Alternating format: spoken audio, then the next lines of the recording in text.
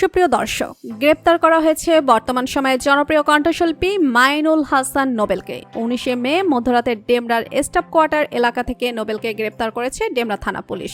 তার বিরুদ্ধে ধর্ষণ, অপহরণ ও প্রাণনাশের হুমকির মামলা রয়েছে। অপরদিকে ডেমরা থানার ভারপ্রাপ্ত কর্মকর্তা অফিসার ইনচার্জ মাহমুদুর রহমান বলেন, গত নভেম্বরে নোবেল কলেজ পড়ুয়া এক শিক্ষার্থীকে তুলে নিয়ে আসেন। তিনি গত 7 মাস ধরে ছাত্রীকে বিয়ে না করে লাগাতার ধর্ষণ করেন। এসব ঘটনা মোবাইল ফোনেও রেকর্ড করা হয়েছে। কয়েকদিন আগে সামাজিক যোগাযোগ মাধ্যমে মেয়েটিকে মারধরের একটি ভিডিও ভাইরাল হয়। এরপর মেয়েটি 999-এ কল করে সহায়তা চান। মেয়েটির কল পেয়ে পুলিশ তাকে উদ্ধার করে। এরপর মেয়েটি থানায় একটি ধর্ষণ মামলা দায়ের করে।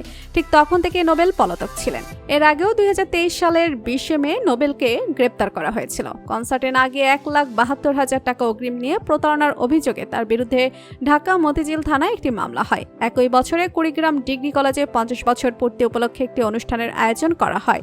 সেই অনুষ্ঠানে নোবেলের আচরণ দেখে দর্শকেরা পানির বোতল এবং জুতা ছুঁড়ে মারেন। সেই ঘটনাটি সামাজিক যোগাযোগ মাধ্যমে ছড়িয়ে পড়লে নোবেলকে নিয়ে আলোচনা ও সমালোচনা শুরু হয়ে যায়। ব্যক্তিগত নানা আচরণের কারণেও প্রায় সময় সমালোচনার শিকার হতে হয় নোবেলকে। নোবেলের প্রাক্তন স্ত্রীও তার বিরুদ্ধে জিডি করেছিলেন। ভালোবেসে বিয়ে করেছিলেন তারা দুজন, কিন্তু বিয়ে 6 মাস পার না হতেই তাদের মধ্যে ঝামেলা তৈরি হতে থাকে। তখন নোবেলের প্রাক্তন স্ত্রী বলেন, মাদক সেবন এবং অন্য নারীর সঙ্গে মেলামেশা করতে বাধা দেওয়ার কারণে তাকে মারধর করত। এরপর তাদের দুজনের মধ্যে বিচ্ছেদ হয়ে যায়। ভারতীয় একটি সঙ্গীত পরিবেশনা অনুষ্ঠানের মাধ্যমে পরিচিতি পেয়েছেন নোবেল। ছোট্ট এই ক্যারিয়ারে অসংখ্য সিনেমার গানে কণ্ঠ দিয়েছেন তিনি। মাদকে আসক্ত হয়ে সঙ্গীত পরিবেশন করেছিলেন তিনি। এর মাঝখানে দীর্ঘ বিরতি নিয়ে আবারও দর্শকদের মাঝে হাজির হয়েছিলেন তিনি। তখন তিনি জানিয়েছিলেন তার ভক্তদের তিনি কখনোই আর হতাশ করবেন না। সব অতীত পেছনে ফেলে আবারও নিয়মিত গান উপহার দিবেন দর্শকদের।